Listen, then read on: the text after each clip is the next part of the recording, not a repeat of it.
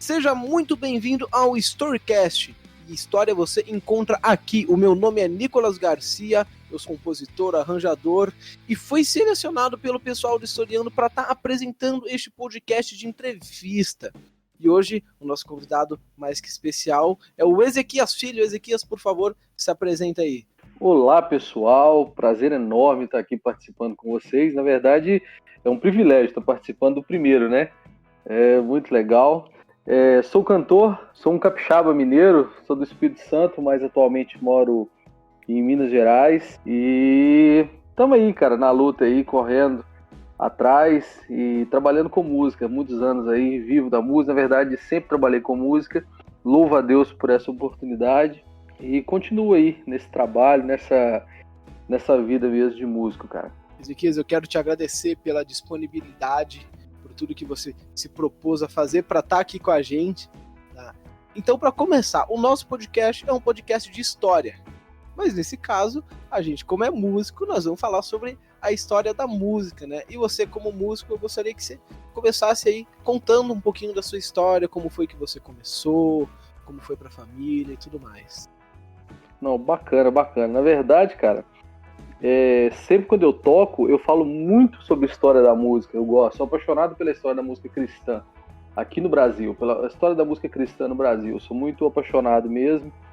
E eu acho assim que a minha história musical tem muito a ver com a história da música cristã aqui também, cara.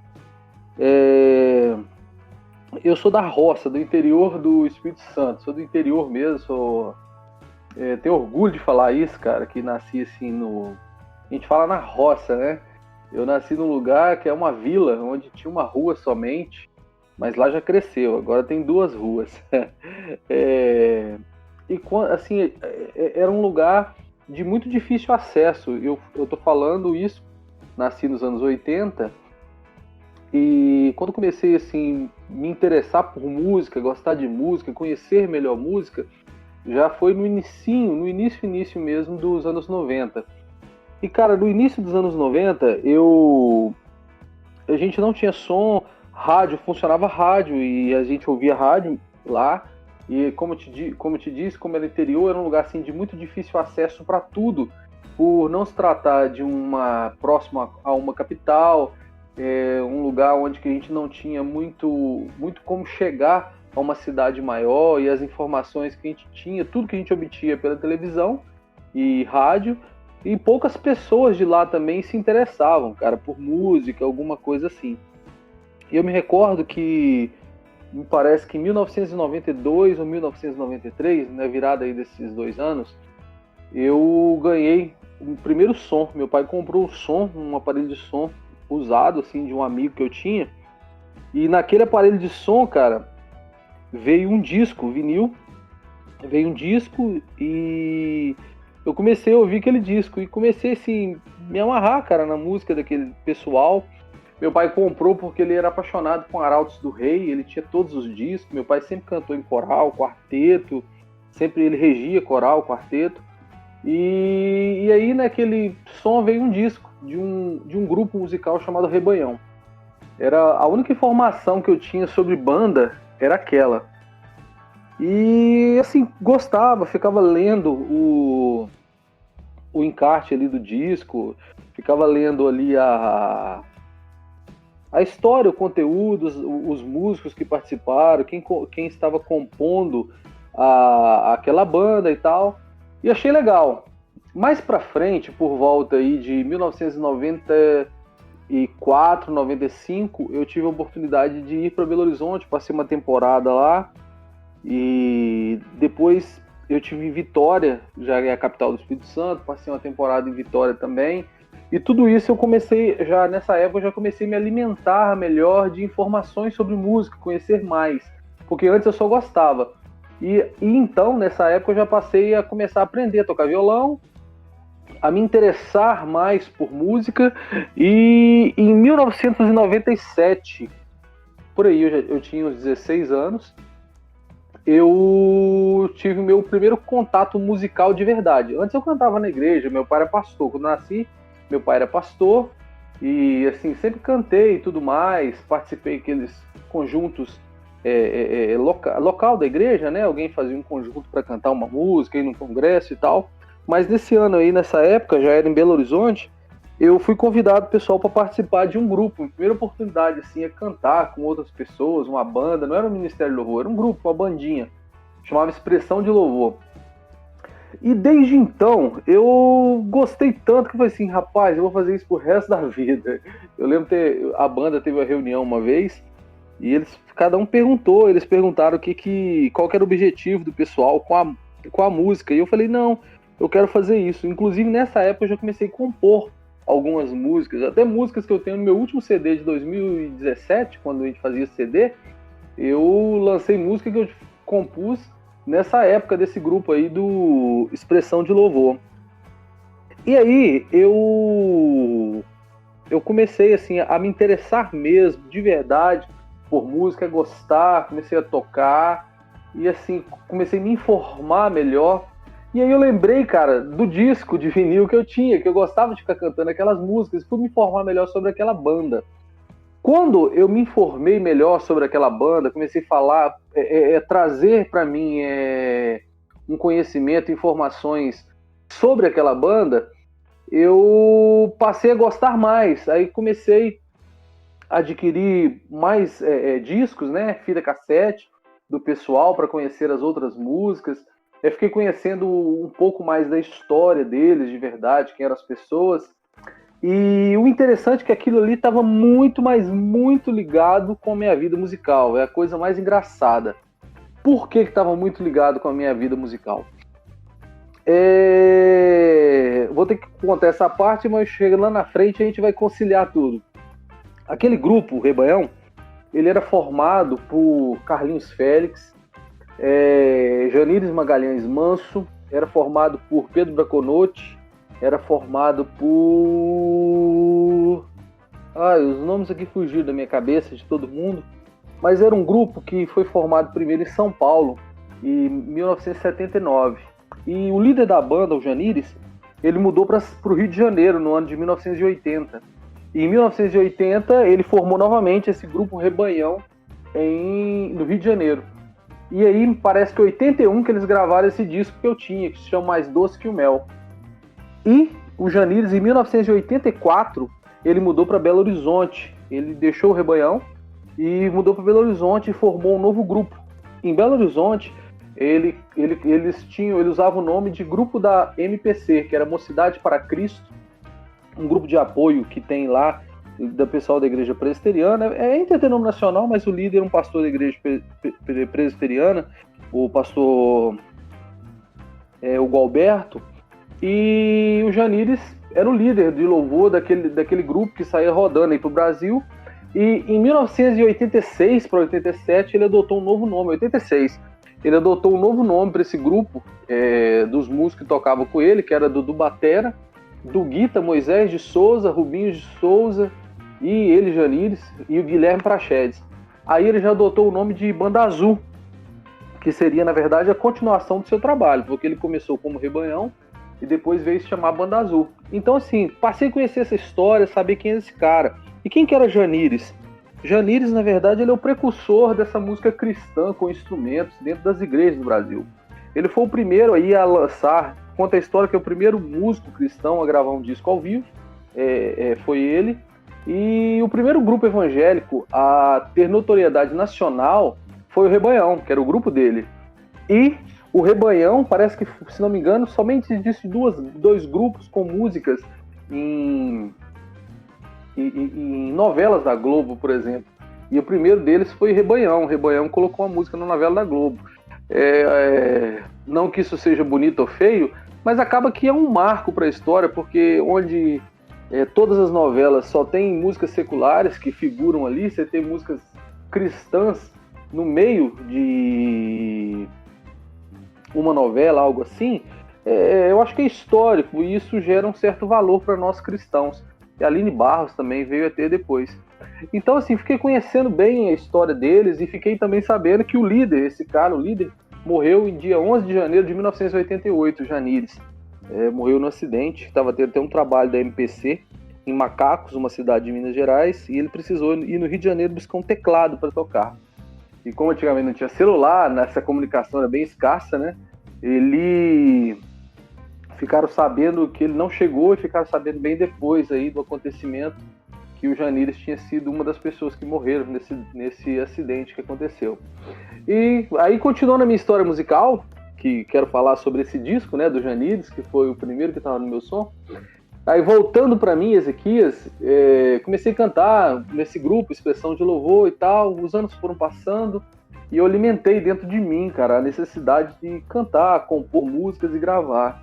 Em 1998 eu fiz uma primeira gravação, uma música demo, que chama Amigo Jesus, e tenho ela, gravei ela no meu primeiro disco solo, e aí continuei. Só que aí eu tinha uma vontade muito grande também de trabalhar na igreja. Meu pai era pastor, eu senti isso em mim, o chamado, e por volta do ano 2001 eu voltei para o interior para trabalhar junto com meu pai nas igrejas no norte do estado do Espírito Santo. Voltei para ajudar ele ali no campo, e aquilo para mim foi uma escola muito grande. Por quê? Eu comecei a trabalhar em igrejas menores, igreja muito pequena, onde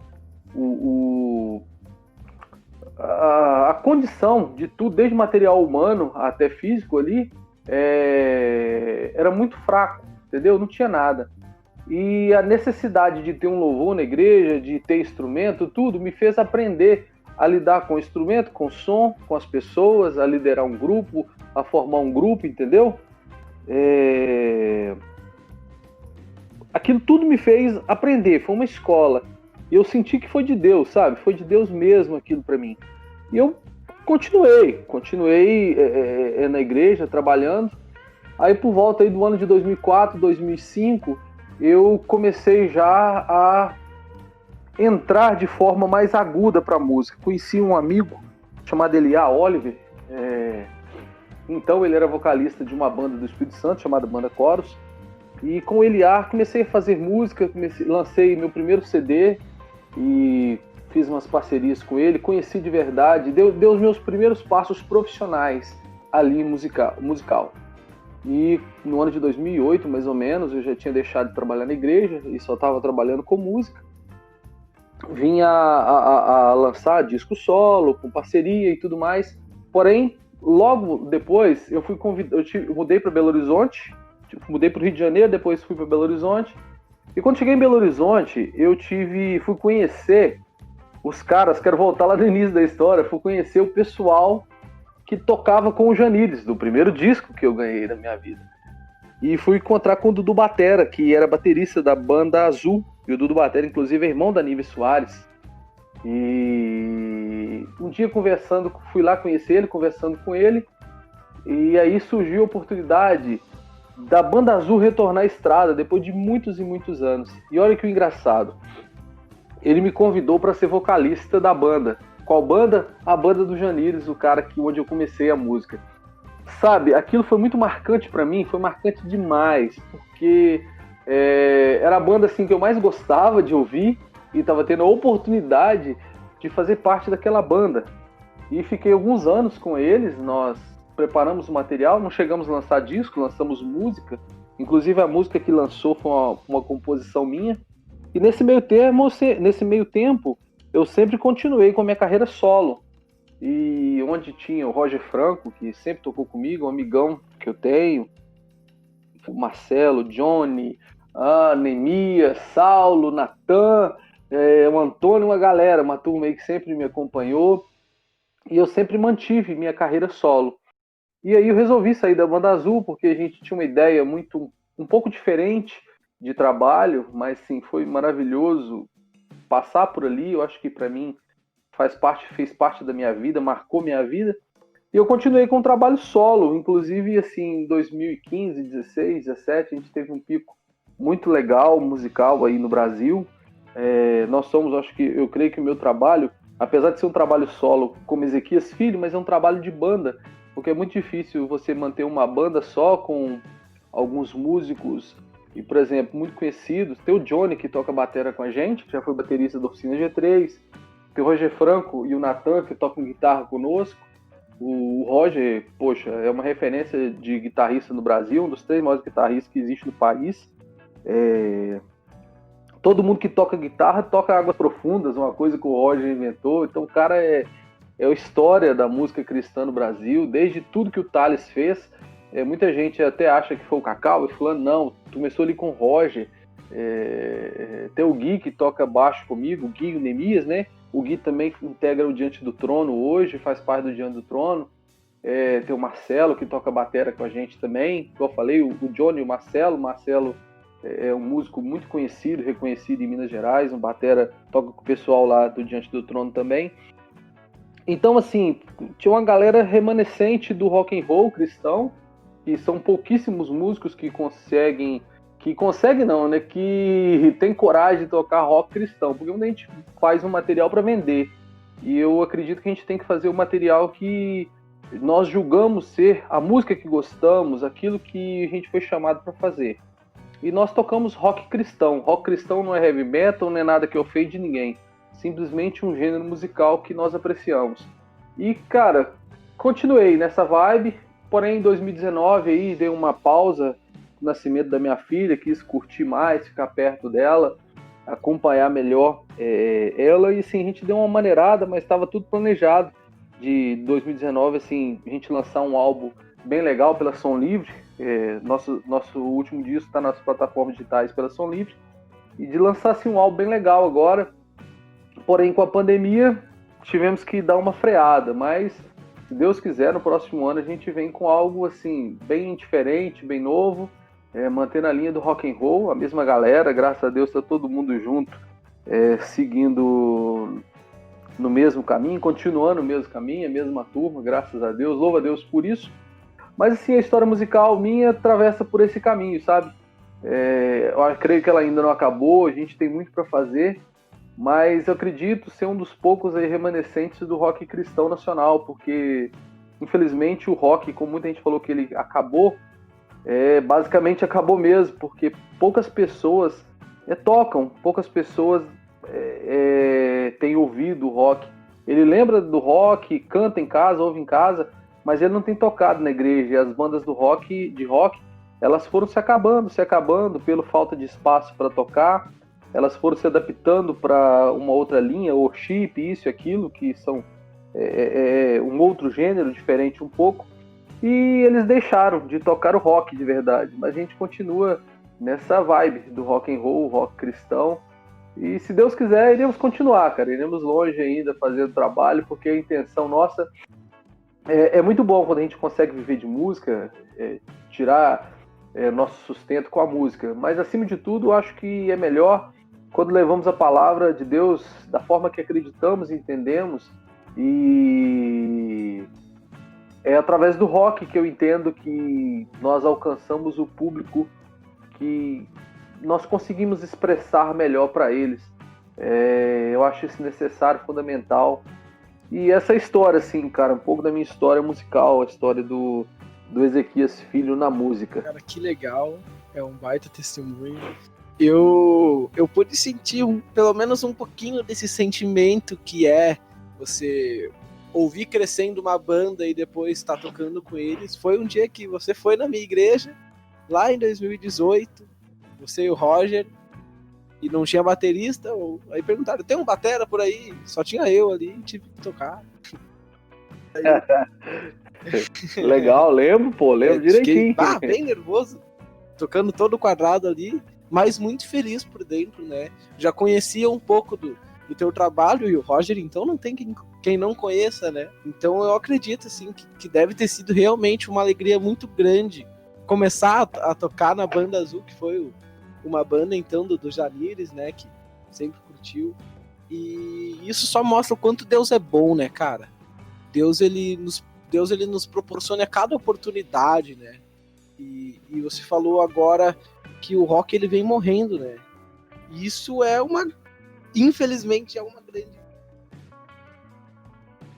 verdade. A gente vê cada vez menos bandas de rock, e não é que elas não existam. Ainda existe muita banda de rock, só que elas ainda não têm mais espaço, né? Principalmente dentro das igrejas, né? E graças a Deus... Exatamente, isso aí que você falou é tudo. Deus ele tem abençoado para que eu ainda, que sou um roqueiro assumido, né? A gente consiga se manter ainda. Então eu também tô gravando meus projetos, tentando fazer as coisas aí. E Deus ele nunca tem deixado faltar. E o rock and roll é legal, né? Não tem como não curtir, né? Fala um pouco pra gente o que você acha então desse movimento que tem se levantado nas igrejas, assim, do worship e tudo mais, né? Tem muita gente que fala mal de worship, tem muita gente que fala bem, né? Não tô pedindo pra você julgar, pra falar mal nem nada, mas comentar o que você acha, o teu ponto de vista sobre isso, né? Que a gente que é roqueiro sofre, né? A gente fica ouvindo os hinos, mas falta uma distorção, né? Nessa guitarra aí. Pô, cara, o que você acha? É o seguinte, às vezes eu converso muito com o Gui que toca baixo com a gente, né? O Gui toca com Diante do Trono. E o Gui, assim, eu falo, o Gui é um roqueiro nato. O Gui é de Santos. E o Gui produziu Charlie Brown Jr. Pô, banda secular do punk rock aí, uma referência nacional de música dessa linhagem. Então, um cara do meio do rock. E hoje ele toca comigo, a gente toca rock. E ele toca com Diante do Trono, Ana Paula Valadão, que é um louvor, adoração congregacional. A música é o gênero gospel dos anos 90 e hoje toca o worship. E assim, na verdade, a gente não pode julgar, porque na verdade não existe melhor, pior, é uma questão de gosto. É simplesmente uma questão de gosto. Mas eu, como músico, eu tenho meu gosto particular. Por exemplo, eu não gosto de algumas formas com que falam de Deus, ou de algumas formas como falam da igreja e do evangelho. Eu não gosto. Eu, na verdade, estou até julgando, né?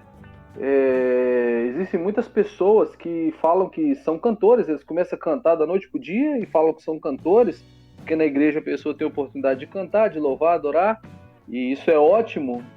Isso não os torna cantores profissionais. E acaba que essas pessoas lançam trabalho, disco, música, fazem música, e às vezes muita gente é muito fechado porque ele não quer gravar a música de um outro, ele quer gravar a dele, e acaba produzindo um material muito ruim, sabe? Produzindo um material muito ruim. E às vezes a pessoa fala coisas, eles falam coisas absurdas, assim, que eu acho que não condiz com o evangelho, não condiz com a palavra de Deus.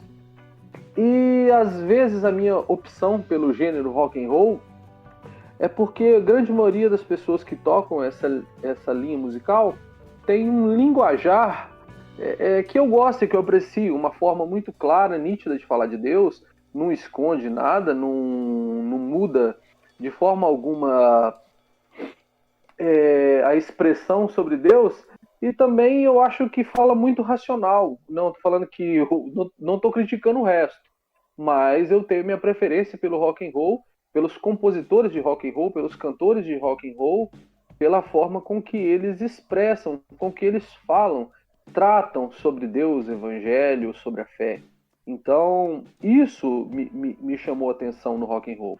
E gosto do rock and roll pela sonoridade musical, porque eu curto muito guitarra, eu aprecio a distorção, gosto da distorção, do som grave da distorção, gosto de ouvir um contrabaixo bem tocado, bateria. Isso muito me atrai. Gosto da música simples, porém bem executada. Então isso me levou a atrair o rock and roll. Quando fala do worship, eu acho que o worship ele invadiu a igreja por um motivo muito simples. Por quê? Acaba que o worship ele é um pouco simplificado para tocar. E muitas pessoas que gravam música nessa linhagem, eles procuram fazer músicas mais simples para serem tocadas na igreja mesmo, pelo Ministério de Louvor, pela equipe de louvor, que é o contrário da galera do rock and roll, que muita gente do rock and roll, o Roger, por exemplo, se você for pegar as frases do Roger, são pouquinhos, só toca as frases do Roger o cara que tá aceitando um desafio para aprender a tocar, sacou? O cara para tocar águas profundas, ele tem que cara, ele tem que manjar de tocar. Crente. O desafio de todo crente guitarrista, cara, é águas profundas. Então, o worship ele vem com uma proposta simples, de fazer música simples, e as pessoas elas pegam o mais simples e eles conseguem fazer bem parecido com a galera com que eles fizeram, que a proposta de quem fez era essa mesmo, para o pessoal executar dentro da igreja na hora do louvor e da adoração, conseguir fazer o que eles estão fazendo de forma simples e bem próxima. E eu acho que essa é uma estratégia do worship que deu certo, que funcionou e que atraiu. Que você pode ver que o cara, ele ouve um rock and roll, ele ouve um hip hop ou outra coisa assim no carro, ele ouve, ele gosta, ele aprecia, mas não é que ele toca na igreja. E às vezes ele toca na igreja uma música, mas não é que ele ouve no carro, entendeu? Então eu acho que o grande crescimento, a força do worship dentro das igrejas foi, na verdade, essa facilidade de ser tocada e a forma com que ela foi feita, uma letra menor, uns arranjos mais simplificados, uma linhagem de instrumentação aí, desde violão, teclado, as bases mais simples, fácil do pessoal tocar. Isso chamou atenção e tomou conta. É o que a igreja hoje prefere e gosta, né? É mais fácil de ser ouvido também, né? E eu ainda acredito que tem toda a questão de que tem música que é entretenimento, né? E tem música que é adoração. Às vezes é difícil a gente pegar uma música de adoração assim pra ouvir no carro, pra curtir, né? Quando a gente tá no carro, a gente quer ouvir uma música, uma trilha sonora, né? Mas tudo pode ser adaptado, né? A gente tem bandas de worship que fazem um worship bem mais pesado, com guitarra, com distorção, né? E como que foi pra ti quando chegou na Banda Azul e tem algumas músicas, tipo Baião Eletrônico, que é um baião, e eu já vi alguns vídeos aí, como que foi fazer essa versão mais só quem cara, é legal. Músicas? Na verdade, assim, eu mais curti do que fiz, né? Porque nós chegamos a fazer gravação lá, nem lançamos álbum, só lançamos música posterior. Mas assim, eu curtia tudo da Banda Azul. Pra mim, por ter tocado, acaba que eu me torno... eu torno suspeito de falar. Só que, cara, pra mim nunca houve um compositor na música cristã que se compare ao Janires. Se você pegar, tem o Baião Eletrônico, que se chama Baião 2, que foi gravado aí, acho que em 86, e tem o primeiro Baião, que é de 81, que, cara, se você pegar a letra do Baião hoje, eu toco no meu repertório, faz parte aí do trabalho que eu tô tocado, se você pegar a letra da música Baião hoje, você vai ver, pô, velho, o cara tá vivendo os dias atuais, como que o cara fez uma letra dessa? Como muitas outras, como Veleiro, não, poxa, Casinha, são letras maravilhosas, o cara era muito inteligente pra fazer música. E assim, o que me chamou muita atenção, o que me chamava muita atenção da Banda Azul é isso, porque é exatamente o que eu curtia. A Banda Azul em si fez um mix, lançava música de vários gêneros na época, era uma novidade, né? Mas era diferente, cara, era diferente. O Janires era muito ousado. Ele, como todos os músicos que são os mais velhos que você conversa, produtores, ele vivia fora do seu tempo. Ele, nos anos 80, ele já tinha a cabeça dos anos 90. Nos anos 90, ele já tinha a cabeça dos anos 2000. Então, ele era muito avançado pro meio cristão, pro meio da música cristã da época.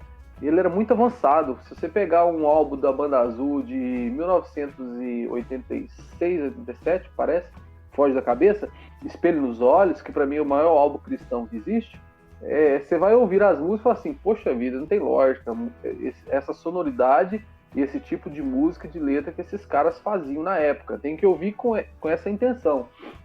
E também esse álbum Mais Doce que o Mel, de 81, do Rebanhão, também do Janires, poxa, você vai ver assim, poxa, esses caras eram feras, esses caras eram demais. Então, assim, foi algo muito marcante, sentir a cabeça dos caras, como eles pensavam, como eles conversavam, que eles já mexiam comigo, e estar pessoalmente com eles, tocando com eles, foi legal, que foi uma experiência marcante e maravilhosa. Legal. E como que foi o lançamento que você falou do teu primeiro disco? A gente tem hoje o Onde Tudo Começa em todas as plataformas digitais, né? Mas teve um antes, e esse daí, a gente tem como ouvir em algum lugar? Como é que é? Cara, é o seguinte, esse álbum se chama Só Meu. É um egoísta, né? Só Meu. Eu lancei ele eu acho que foi 2008 para 2009, isso mesmo, 2008. 2008 que eu finalizei, foi com ele a Oliver, né? E, assim, ficou um trabalho bem amador, sabe? O Eliar era muito bom, mas eu aprendendo, eu sou um discípulo dele. Eu tinha como referência para mim, na verdade, minha escola musical partiu junto com ele, e ele assim, já tinha uma experiência, uma bagagem grande, desde um trabalho que ele tinha anterior com a banda The Choice e posterior com Chorus, e foi ali assim que eu comecei a crescer, a amadurecer, a conhecer a música. e compondo algumas músicas com ele, cantando com ele. Então eu era muito limitado e eu optei em não soltar esse álbum. Existe em alguns lugares, mas nas plataformas não. Tem alguns vídeos no YouTube de músicas desse álbum, nas plataformas não. Porém, hoje eu tenho mudado um pouco de ideia, que eu acho que algumas pessoas ficam até curiosas, né, de ouvir o tipo de som que eu já fazia naquela época. Eu pretendo ainda lançá-lo, soltar nas plataformas digitais esse álbum só meu, mas acho que tem muito pouco conteúdo dele por aí na internet. Que legal, cara. E então aí pro pessoal então que quiser te acompanhar, para partir de agora, se um dia sair no ar, já ficar ligado, e os próximos lançamentos, quem sabe ano que vem, quando toda essa história aí de coronavírus acabar, pro pessoal que quer te seguir aí nas redes sociais, onde é que eles podem te achar? Fala Ezequias Filho, cara, canal do YouTube, lá nos canais de streaming, meu Instagram, Ezequias Filho, Facebook também, página, o meu site, ezequiasfilho.com.br. Tudo que você digitar Ezequias Filho, você vai me encontrar. Instagram, eu acho que ultimamente tem sido a rede mais usada, né? Que a gente vincula com o Facebook lá e tal. E meus contatos todos estão lá, desde o caminho para o site, canal do YouTube e telefone. Aquele telefone lá do Instagram é meu. Pode me chamar, que a gente está à disposição para falar, conversar, mandar material. Então, assim, bater papo mesmo. Meu telefone tá lá. Então, assim, cara, me acompanhar será um prazer conversar com o pessoal que acompanha meu trabalho, passar um pouquinho daquilo que eu tenho aprendido, estou aprendendo ainda. E se Deus quiser, quando tudo isso melhorar aí, a gente tá seguindo mais adiante com esse trabalho. Ezequias, eu quero te agradecer pela tua presença aqui no nosso episódio de estreia. Para mim é uma grande honra te ter aqui. E já sabia uns pedacinhos da história, mas agora, sabendo de tudo, isso só mostra o quanto as coisas podem acontecer, né? O que tu tem para dizer aí pro pessoal que sonha iniciar uma carreira de música, seja no rock, no worship, no pagode, onde quer que seja? O que tu tem a dizer pro pessoal aí que tá começando? Pode fazer que dá certo. Pode acreditar que você consegue. Eu acredito que é o seguinte, que você irá fazer sucesso, será reconhecido, ganhar muito dinheiro com isso eu não posso te falar. Agora, se você quer ser um músico profissional, fala o cristão, um músico cristão profissional, viver da música, eu tenho certeza que isso pode acontecer. Não é impossível, simplesmente você ser persistente, traçar um caminho, seguir, continuar, terá dificuldade, terá problema, mas continuar. Se você continuar, eu te garanto que Deus irá te sustentar, que Deus irá prover para você. Não pode ser do jeito que você quer, imagina, mas que irá conseguir, irá com certeza. A música hoje em dia, principalmente com o avanço tecnológico, essa facilidade nossa aí com as redes sociais, nós passamos a ter contatos muito fáceis e as pessoas são boas, sabe? Existe muita gente bacana, boa por aí, que estão de braços abertos a nos apoiar.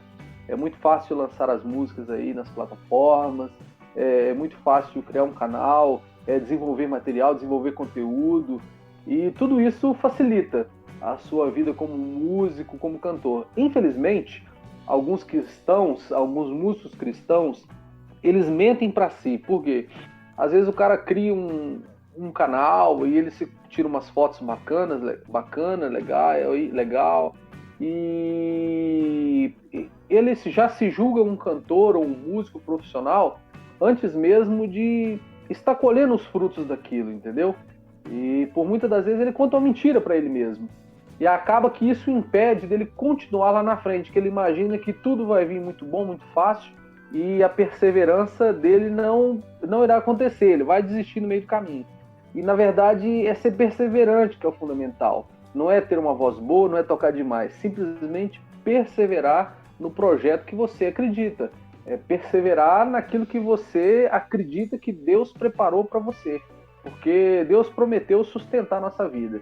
E se Ele prometeu sustentar, como Ele tem feito comigo, com muitos outros, é acreditar e confiar nele, cara. Acreditar e confiar em Deus. Saber que Deus irá prover. Não irá dar, talvez, o que você quer. mas te sustentar ele vai. E não é impossível, eu falo por mim, sou muito fraco, muito limitado, e Deus me permitiu tocar com as pessoas que eu admirava, tocar com as pessoas que eu gosto, tocar com grandes músicos e em alguns lugares viajar pelas igrejas, conhecer os irmãos, falar de Jesus através da música, poder pregar, fazer amizade, tudo isso Deus me permitiu. Isso é um privilégio que eu acredito que Deus me deu através da música, porque eu perseverei desde os meus 16, 17 anos, falei que ia fazer isso e continuo fazendo isso, e tenho um compromisso com Deus que continuarei fazendo isso enquanto Ele me der vida.